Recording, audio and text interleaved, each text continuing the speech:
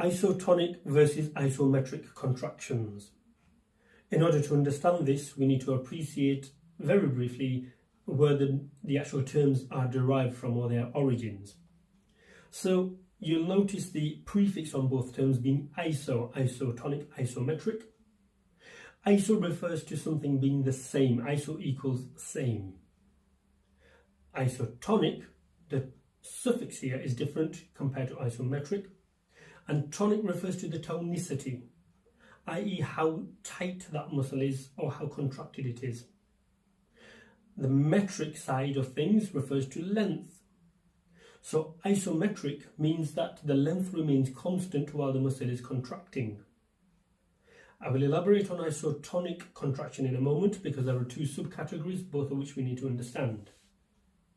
So isometric means that the muscle is contracting, except it is not changing length because, as I said, iso same, metric length. The length remains the same.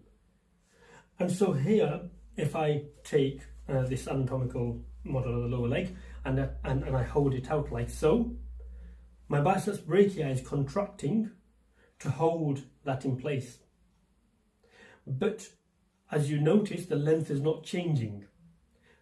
This is an isometric contraction as I hold this out and do not move. Now, let's move on to isotonic contractions. Isotonic, like I say, means that the tone remains constant, but the length therefore changes. And as I said, there are two subcategories.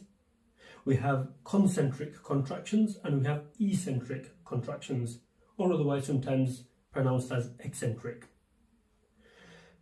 Your concentric contractions, appreciate when we contract, and this is the way to remember it. When a muscle contracts, again we use the biceps brachii as an example. When a muscle contracts, the two ends come closer together and the muscle belly rises.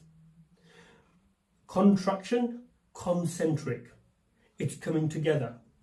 Again, using the anatomical model here, as I hold this from this isometric, not changing, I'm now going to induce a concentric contraction because that contraction, which was concentric, has brought together the two heads of the biceps brachii, or three heads, whichever way you want to see that. The opposite to concentric contraction is eccentric contraction, and in this situation the actual muscle lengthens, and it is the opposite to your concentric, such that what happens is, as you can see here, as I lower it, the biceps muscle is elongating. So elongation for eccentric. And this is how we understand your isotonic contractions and isometric contractions.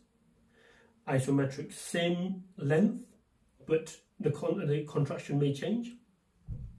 Whereas your isotonic, same tone. I can be concentric, where the muscle belly comes together, contraction, or eccentric, where the muscle belly lengthens out, the muscle elongates, E for elongation, E for eccentric.